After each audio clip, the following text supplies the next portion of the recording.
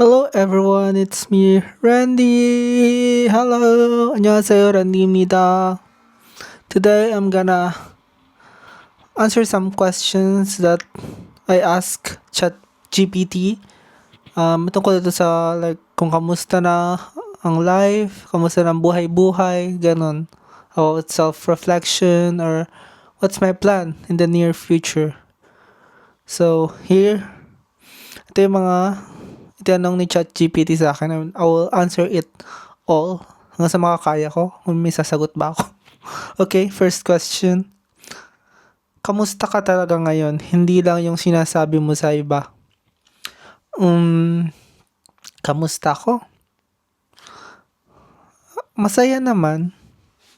Yeah, I'm happy but sometimes I feel sad also because when I go outside, I'm always alone. So but I enjoy being alone also. You're free to do what you want to do. You manage your own time. You don't wait for someone or somebody. So it's also good. I'm okay. And I'm a strong person, you know. Okay, next question. Ano yung bagay na nagpapasaya sa'yo lately? Pera. Pera. Charis.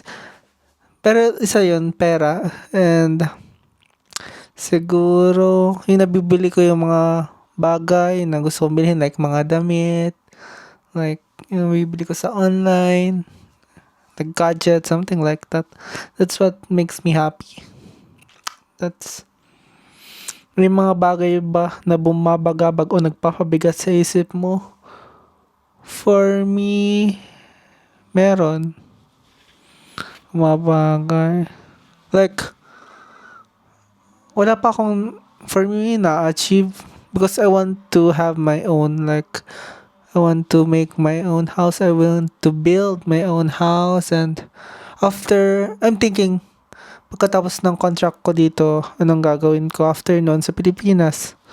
So, actually, inis ko talaga, I want to have my own house and lot so that I want to have my own accommodation. Free space. Basta yun, I want to have my own house. So, iniisip ko kung kailan kaya matutupad yon. And I still need to earn more money so that it will happen the future. Sa tingin mo, nagbago ka ba this past year? Paano? I think yes. It made me a stronger person and I am satisfied kahit na mag-isa ako, saan man na pumunta. I think laking impact nun sa akin dahil natuto akong mag-isa. I can still be happy even though I'm alone. Yeah. Yun, basta yun, I'm happy. I'm happy. Sure ka dyan, Charis. Ano yung pinakamalaking natutunan mo sa mga pinagdaanan mo? Pinagdaanan ba ako? Siguro, trust the process. Yun. Natutunan ko yun na huwag kang susuko sa mga bagay na gusto mong gawin. Even though you failed on your first take or first try again. Maybe it's worth it. That's it. Ano yung strength mo na proud ka? That's what I said na I enjoy being alone. So, I enjoy my own company. I don't need anyone. I'm okay being alone. That's it. I'm a strong person. That's it. It's about the future naman. Saan mo nakikita sarili mo after 2 to 5 years? I think nandito pa rin ako sa Korea. Kasi magsa-second contract pa ako eh. So, dito pa rin. I think work and gala. That's it. Siguro, ganun pa din. Pero sana may I have my own house na or nag-unti-unti na rin ako. Hindi ko lang kasi naisip ko this time na I don't know. Ano yung mga goals mo na gusto mong ma-achieve? Travel. I want to travel in different countries but And yun nga, travel, yung goals, travel goals, house, and that, my own house, and lot, ayan, house and lot, and then travel. That's what I want to do. May plano ka ba para makarating doon kahit small steps? Meron. Savings. Save. Save ako. Magastos ako eh. Basta savings. Yeah, need to save and then next steps that. About sa direction mo sa buhay naman. Masaya ka ba sa path na tinatahak mo ngayon? Yes.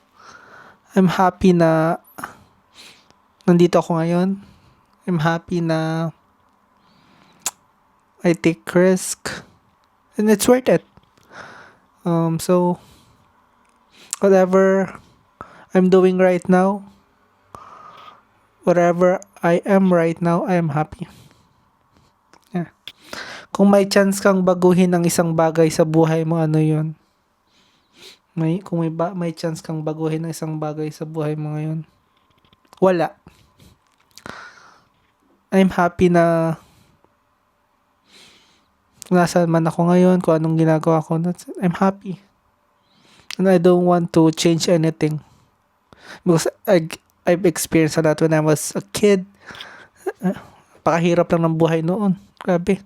Ngayon ko pinagdaanan ng bata ako. So, I'm happy kung anong meron ako ngayon, kung anong ganap ko ngayon.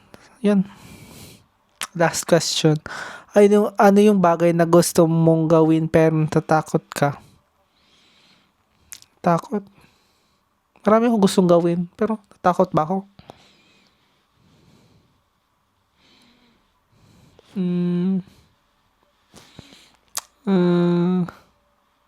Siguro pag I want to travel like to different country, pero sa Korea okay lang since sanay na ako dito mag-travel mag-isa o mag-gala-gala mag-isa kahit malayo dito. Pero if it's in different country at lalo na for first time ako, syempre laging it's so scary to go outside, to roam around to new country. Ganun ako yung dati, yung first time ko dito na like when I go to a new place here and then what to do and how to go, how to get there. It's scary at first but you get used to it. Wow, English yeah. And that's it for our question and answer portion for today. And it's me, Randy. Bye bye. See you on my next video. Bye bye, everyone.